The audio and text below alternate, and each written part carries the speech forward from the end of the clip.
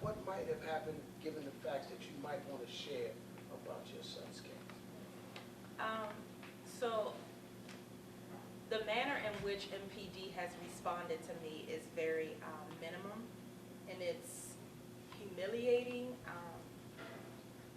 It's insensitive. The only notification that I've gotten is when they came to my home to notify me the next day, and they referred to it as, "We're here to report an incident that occurred on yesterday."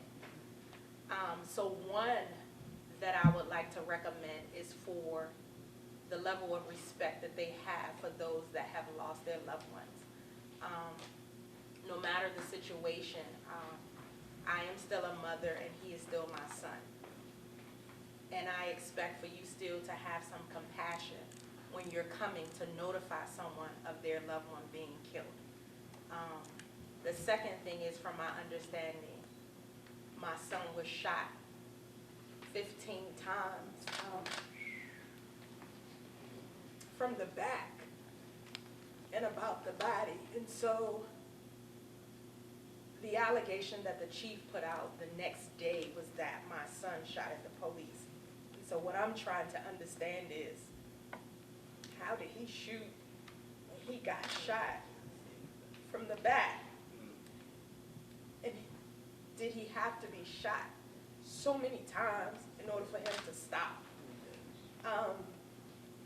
And so at this time now, we are fighting for legislation, because with body cam, the law that they have in place now is for anyone that's involved in the body cam that you can request to see it. Well, now my son is deceased, and so of course he cannot see it. And so there's no law that prohibits me from seeing the body cam. Me seeing the body cam as his mother, even if they say this is still under investigation, I can't prohibit an investigation. I just want to know what happened to my son. And so that's where we are now. Okay. So I want to ask one other question, and then I'm going to open it up and take a couple questions, if there are any from the audience. And so if there was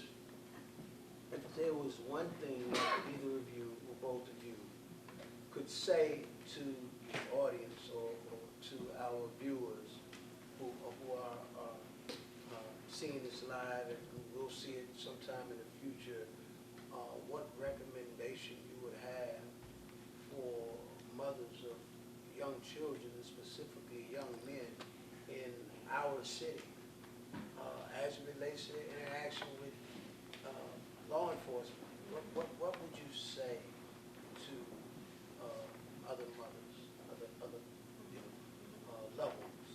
And I'll start with Ms. Alston.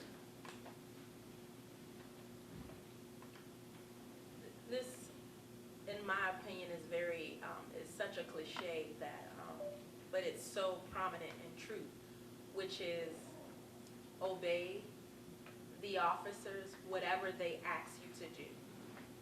Unfortunately, you may not agree with what they ask, and whatever they ask, whether it's to, if they can see your ID, if they can see your hands, you always make sure you ask them the question. So for an example, if they say, "I need to see your ID," is it okay, officer, if I get my ID? Officer, I'm about to put my left hand into my left pocket, so is that okay with you?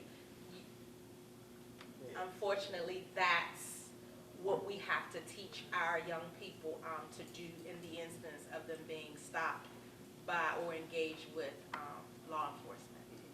Sounds like Vivian's mother telling us. Yeah. About picking up on that connection. But so what do you think, Ms. Lang? What are the recommendations? Because my son ran from the police, I would tell him not to run. Stand here. Especially if you haven't done anything. Even if you've done anything, just stand here and you have lawyers to fight your battle for you. And you have, if you don't have a lawyer, you can get a lawyer to fight for you. But I would tell them not to run. Just, like she said, obey. And then let them know what you're doing.